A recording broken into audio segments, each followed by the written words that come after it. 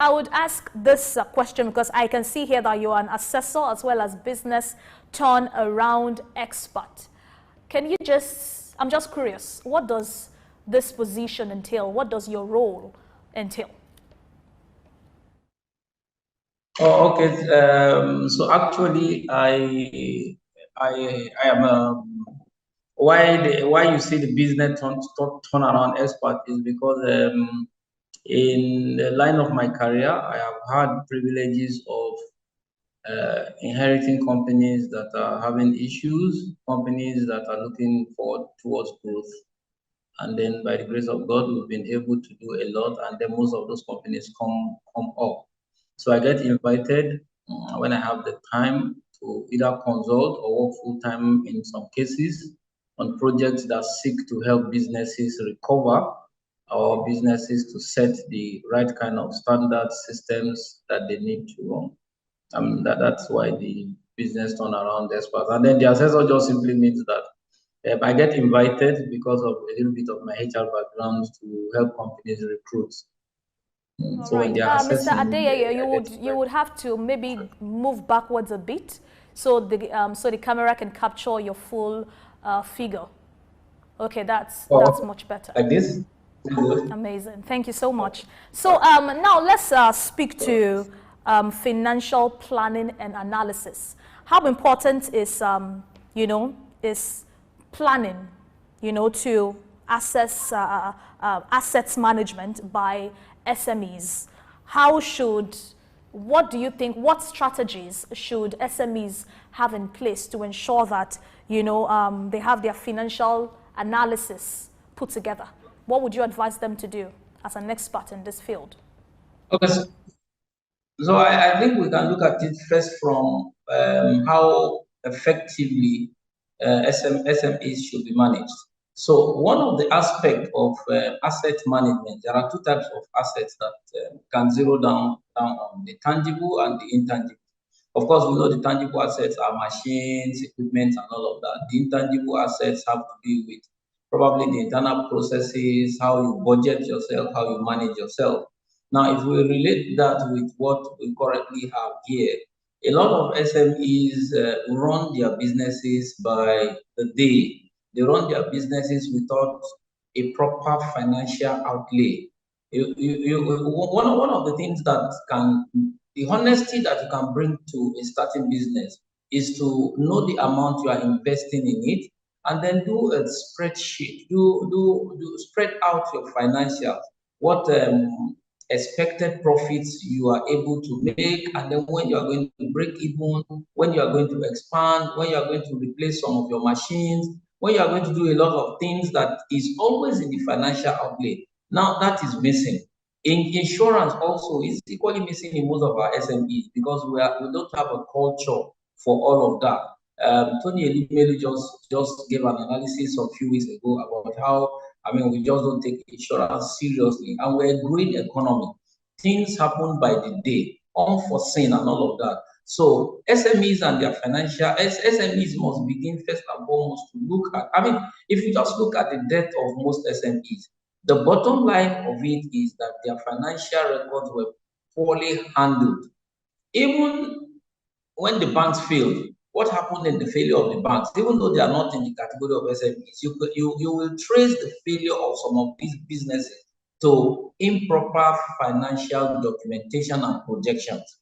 So when a business is starting and you don't project properly, you are going to run, because now in a kind of economy that we are running now is very volatile. So if you really don't plan, you will not be able to take the shocks that all of the floating of the dollar, all of the inflation rate has brought in. These things were not foreseen maybe 2-3 years ago, but they are here with us and we have to deal with it. So the smart ones that have taken care of all of their financials can either cut down on some costs that are not necessary, expand their production to take care of the sudden shocks, and then grow. Most SMEs that I have come across, they have a vision and a mission, but in the real sense, they are not even able to pursue any of those because they just want to do business.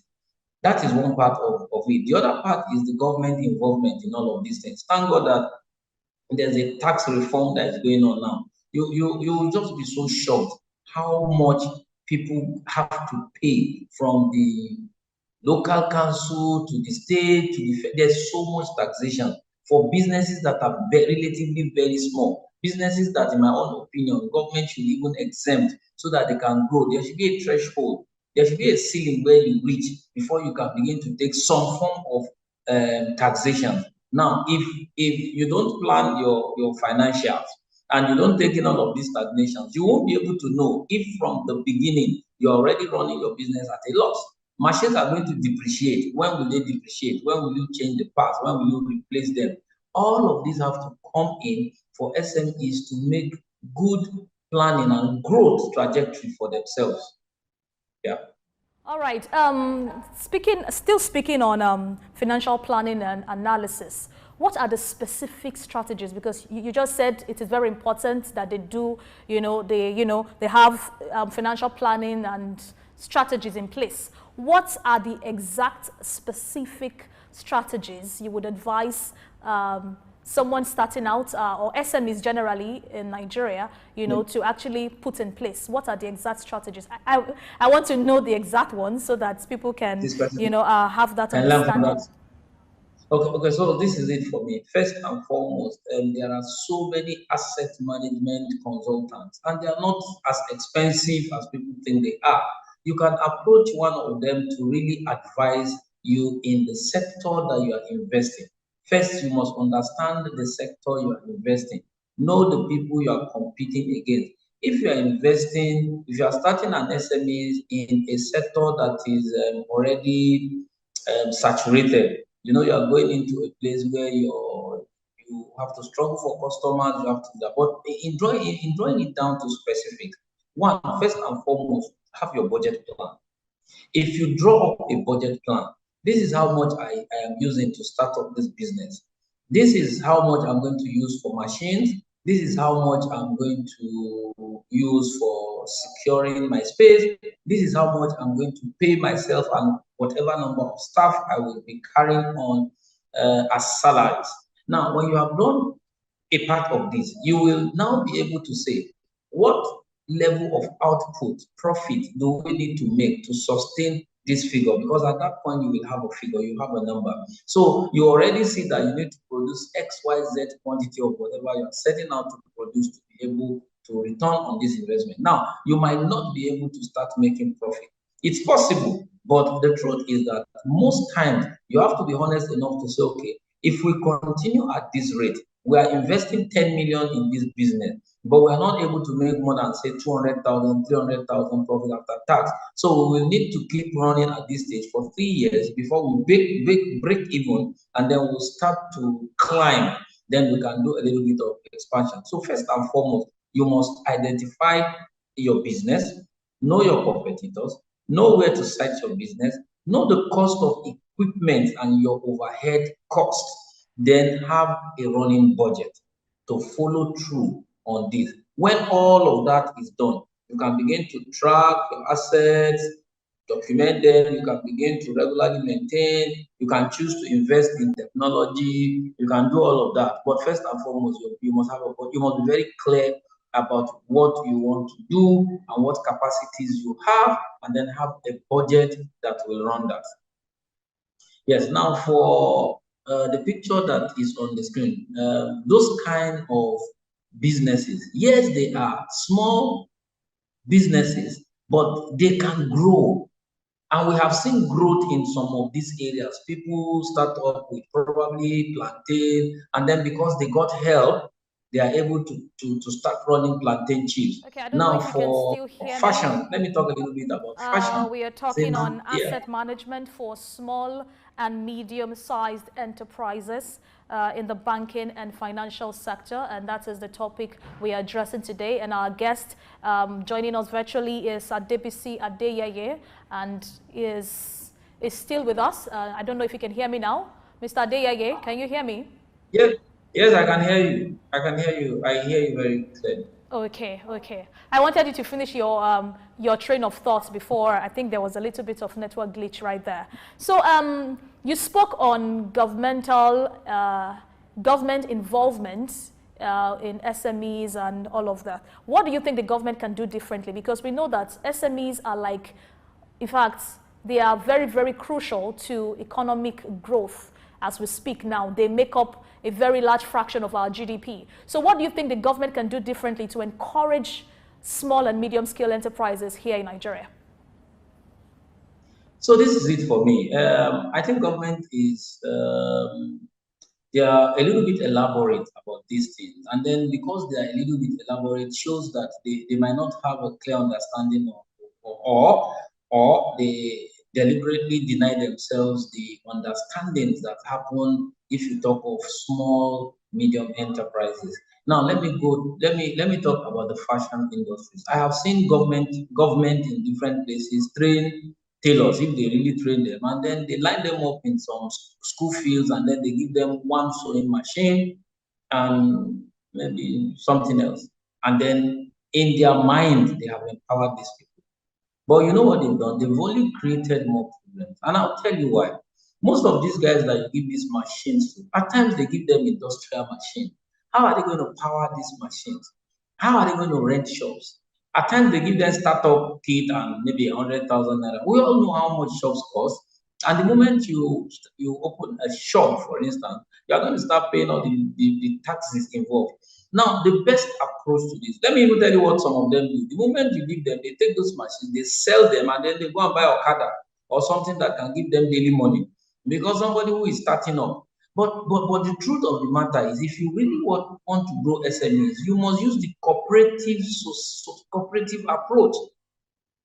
If you train people and then you cluster them and then you form them into cooperative societies, and they are guaranteed by all of the forms and all of that. And we have a lot of officers who are trained. There's a federal cooperative college in Kaduna. They are chunking out graduates who understand this. Once you form them into cooperative societies, they are going to survive better because then they can do joint ventures amongst themselves. This person is a designer. They can then rent shops, and then they can spread their cost. And you will go a little bit further. For instance, now I can readily tell you that school uniforms in Nigeria, we will be doing over 50 million yards for school children. I mean, all our schools, they wear uniforms. Who produces these uniforms? Who sew these uniforms? Just imagine if even at the local government level, you cluster these people together, you enable them to have access to all our microfinance banks. They have access, and then the microfinance banks too will have officers who will check their books, keep the trainings up, help them to source for businesses that they can use to grow. By then you are multiplying. If you go to Bangladesh and some of these countries that are doing a lot of things we wear in Nigeria here, you will see that they use this approach very, very well. And then they use this cluster approach. So you see a cluster of tailors, you see a cluster of weavers, you see a clusters of body makers. I think in Aba, you will see something that's similar to that approach too. And it works perfectly because at that point, cost is spread, and then they can make profits by co-joining their businesses, by doing their business together. But empowering individuals, they won't survive it. They cannot survive it because the overhead will be too much for them to bear, and the business will die even before it starts.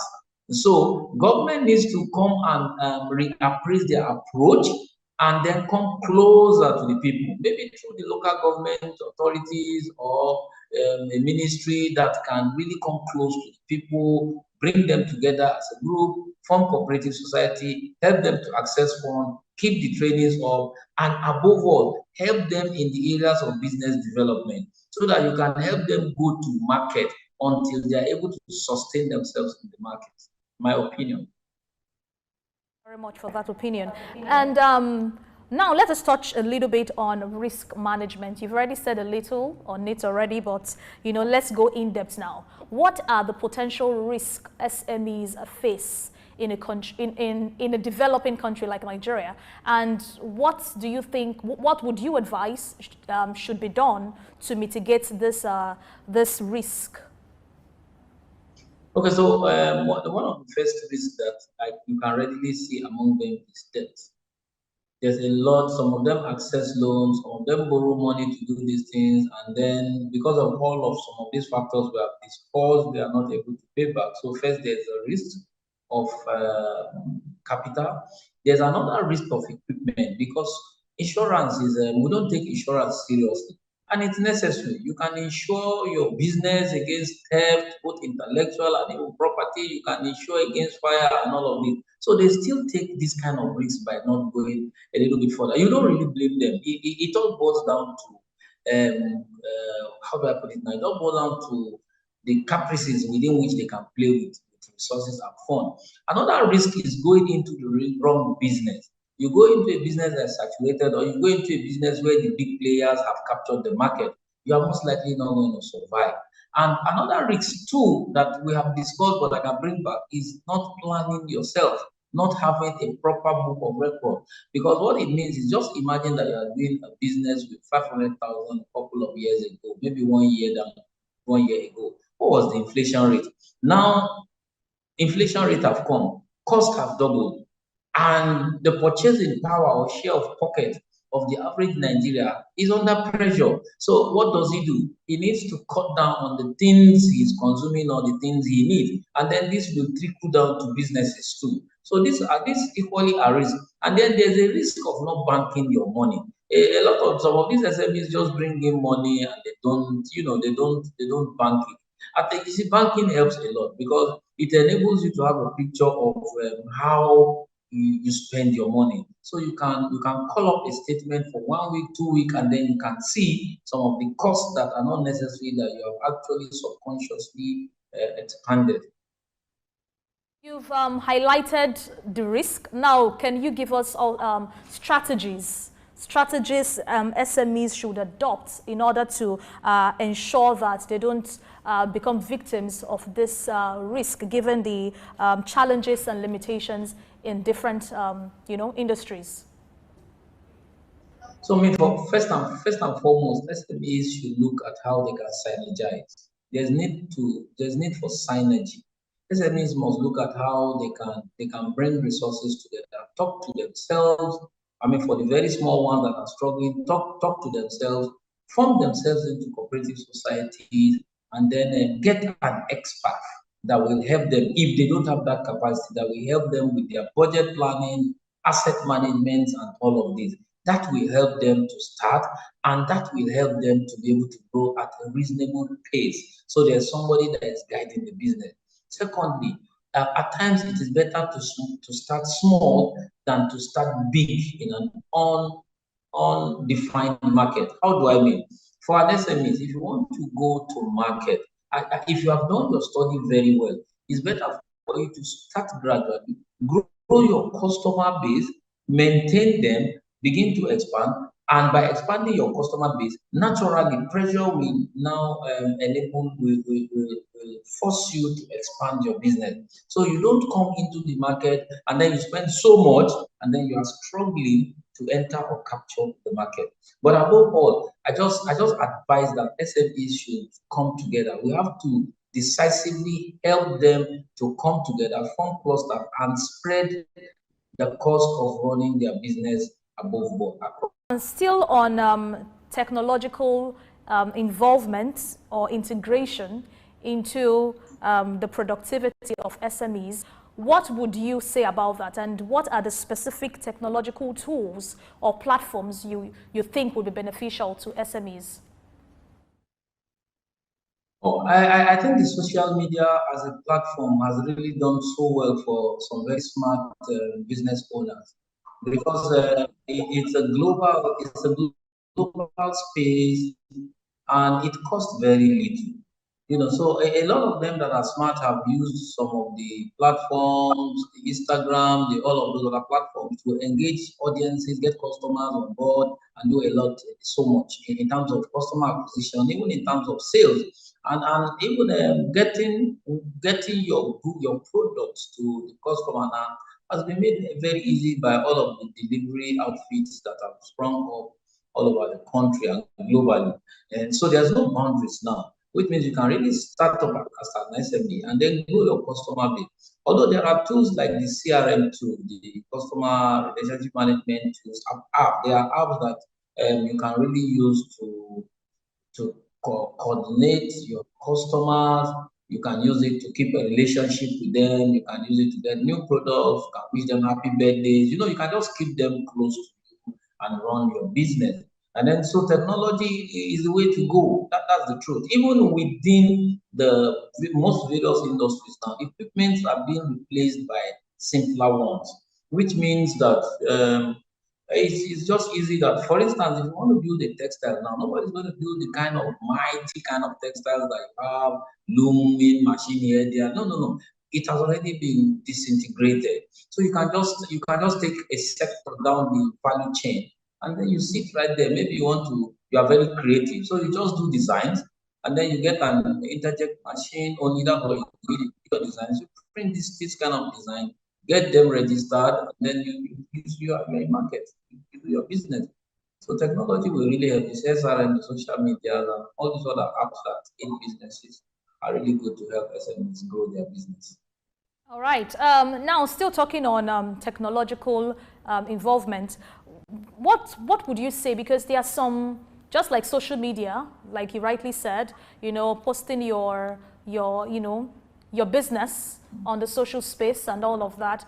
Sometimes there are also risks involved in all of that, because sometimes the social media platform can block your account or something might just happen. It can be hacked, so different things happen. So what would you think are the practical ways in which SMEs can protect assets, protect their assets from, going down the drain? What would be your advice in that regard?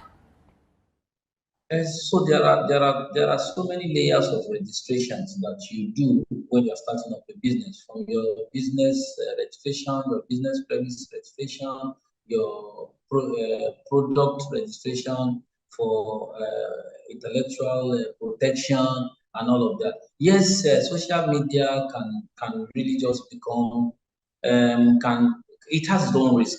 But the truth of the matter is this: your approach with social media is most likely going to be sourcing for customers and then putting your content out there. So and that's why I mentioned the CRM, that you can build a customer base from the social media, and at the same time as you are building the customer base, you put in place things that will link you directly with the customers. So the customers on board on your platform, on your network, and they are dealing directly with you. I've seen people scammed actually from seeing somebody advertise something on social media, and then without verifying, they go do business, they get scammed. Yeah, but once you put your name, your registered name out there, if anybody dares to counterfeit it or the rest, then you have the right to legal actions. But I mean, if you put your name out there and you link with your customers directly, you reduce that risk, and then you can protect your customers and they do direct purchase to you. And then you already will have put all the caveats you need to put, that please do not do business with anybody using this. I mean, you put all of those things in place, and you can do your business. I mean, that's all we have for now to protect. First, try to protect ourselves before we can get the law, what the law says. But because of the complexity of the long haul of the law, and we're What talking are of some small of the businesses here, key first you can regulatory protect. compliance challenges that SMEs face? And how can they ensure that they adhere to these regulations to ensure that they don't run into trouble with the law or government? So it's simple. You want to be law abiding, be law abiding. That's why I started by saying that you want to start an SME, get all your facts on ground, all the regulations, the registrations that you need to do it. Stand on the path of the law. Because at times it is even the violation of some of these regulations that deny the SMEs from accessing loans and government help to them. Because by the time you see some of the money is made available by government, funding is made available, some of these SMEs cannot access it because they've not done their due diligence. So it just makes a whole lot of sense that you want to start a business, get it registered, get all you need, because different businesses have their lines of registration. If it's a liquor, you get a liquor license. If it's a restaurant, you get a consumption. I mean, all of those kind of licenses, you get your VAT number, and you make sure that you comply. And that is why I equally advise that they should use the bank, so that once you have registered your business and you have a bank, your business registered with your business name in the bank, you can, I mean, your taxes and all of those regulations, you can pay them with ease, and then it's documented, and then you are safe. And when you have all of this in place and you have demonstrated for 2 or 3 years, you can access some of the government funds that will help your business to grow, because you will have shown consistency, and you will have shown law abiding behaviors. Okay, so how can this small, medium scale enterprises, have some kind of relationship with banking and financial institutions to ensure that they can access loans and other benefits from such institutions? Yeah. Okay, so first and foremost, if a particular bank is not advertising specifics, like I don't want to call banks. Some banks focus on fashion, and then year in year out they do big things in fashion. If you're a fashion designer, you should pay attention to those kind of things. Visit the place and see what they have to offer. Or better still, go to a microfinance business, walk into any of the licensed microfinance business and tell them what your business is like. They have business development managers there that will sit you down, help you even with registration, help you to put your documents together. And then when it comes to accessing funding, some of those microfinance banks will actually help you to put your documents together to access those fundings, either from the Bank of Industry, from the Ministry of Agri, and all of those NASA, all of those intervention agencies help SMEs. And I can readily guarantee here, because I've seen it happen. Those who have their documents intact and have a track record, they access this loan even without knowing anybody. We would have to draw the curtain on this note. I don't know if you have final thoughts. If you have final thoughts, you can just do that in 1 minute so we can wrap up. Yeah. Yes, I just want to say that SME remains one of the biggest sectors that can unlock our economy, but government needs to really pay attention to that sector, help them to form cooperatives, help them to access some loans, and help them to go to market.